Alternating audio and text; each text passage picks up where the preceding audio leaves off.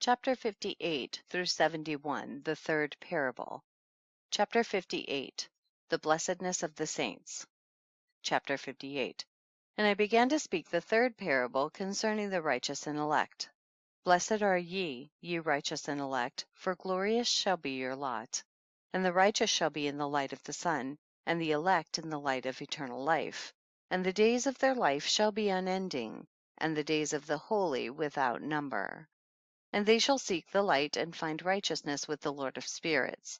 There shall be peace to the righteous in the name of the eternal Lord. And after this it shall be said to the holy in heaven, that they should seek out the secrets of righteousness, the heritage of faith. For it has become bright as the sun upon earth, and the darkness is past. And there shall be a light that never endeth. And to a limit, literally number of days, they shall not come. For the darkness shall first have been destroyed, and the light established before the Lord of spirits, and the light of uprightness established forever before the Lord of spirits.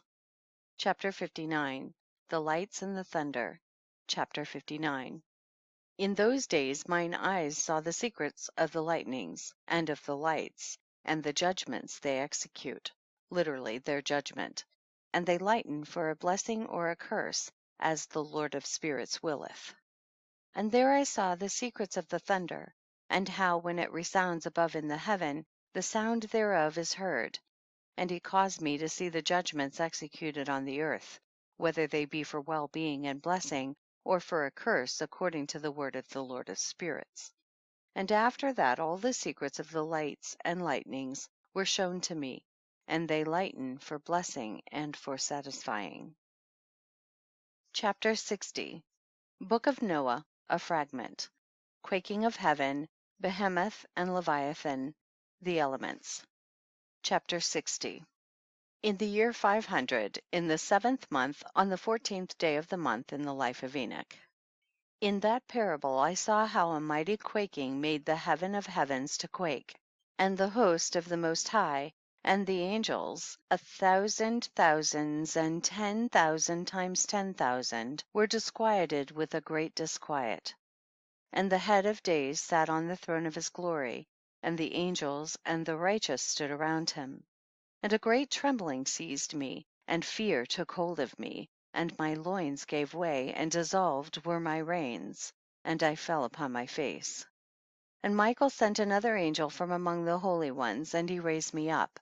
And when he had raised me up, my spirit returned, for I had not been able to endure the look of this host, and the commotion and the quaking of the heaven. And Michael said unto me, Why art thou disquieted with such a vision? Until this day lasted the day of his mercy, and he hath been merciful and long suffering towards those who dwell on the earth. And when the day, and the power, and the punishment, and the judgment come, which the Lord of spirits hath prepared for those who worship not the righteous law, and for those who deny the righteous judgment, and for those who take his name in vain, that day is prepared for the elect a covenant, but for sinners an inquisition. When the punishment of the Lord of spirits shall rest upon them, it shall rest in order that the punishment of the Lord of spirits may not come in vain, and it shall slay the children with their mothers, and the children with their fathers. Afterwards the judgment shall take place according to his mercy and his patience.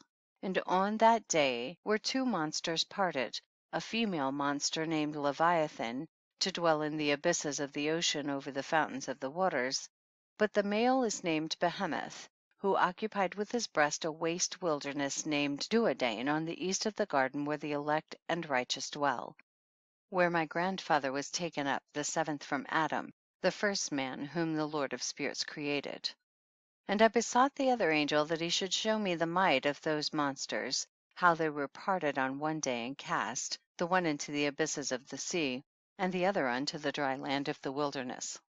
And he said to me, Thou son of man, herein thou dost seek to know what is hidden. And the other angel who went with me and showed me what was hidden told me what is first and last in the heaven in the height, and beneath the earth in the depth, and at the ends of the heaven, and on the foundation of the heaven. And the chambers of the winds, and how the winds are divided, and how they are weighed, and how the portals of the winds are reckoned, each according to the power of the wind, and the power of the lights of the moon. and according to the power that is fitting. And the divisions of the stars according to their names, and how all the divisions are divided.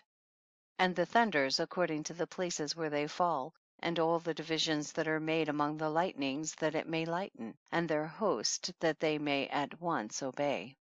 For the thunder has places of rest which are assigned to it while it is waiting for its peal, and the thunder and lightning are inseparable, and although not one and undivided, they both go together through the Spirit and separate not. For when the lightning lightens, the thunder utters its voice, and the Spirit enforces a pause during the peal, and divides equally between them. For the treasury of their peals is like the sand, and each one of them, as it peals, is held in with a bridle, and turned back by the power of the Spirit, and pushed forward according to the many quarters of the earth. And the spirit of the sea is masculine and strong, and according to the might of his strength he draws it back with a rein, and in like manner it is driven forward and disperses amid all the mountains of the earth. And the spirit of the hoarfrost is his own angel, and the spirit of the hail is a good angel. And the spirit of the snow has forsaken his chambers on account of his strength. There is a special spirit therein, and that which ascends from it is like smoke, and its name is frost. And the spirit of the mist is not united with them in their chambers, but it has a special chamber, for its course is glorious, both in light and in darkness, and in winter and in summer, and in its chamber is an angel. And the spirit of the dew has its dwelling at the ends of the heaven, and is connected with the chambers of the rain, and its course is in winter and summer. And its clouds and the clouds of the mist are connected, and the one gives to the other. And when the spirit of the rain goes forth from its chamber, the angels come and open the chamber and lead it out. And when it is diffused over the whole earth, it unites with the water on the earth, and whensoever it unites with the water on the earth. For the waters are for those who dwell on the earth, for they are nourishment for the earth and from the Most High who is in heaven. Therefore there is a measure for the rain, and the angels take it in charge. And these things I saw towards the garden of the righteous. And the angel of peace who was with me said to me, these two monsters prepared conformably to the greatness of God shall feed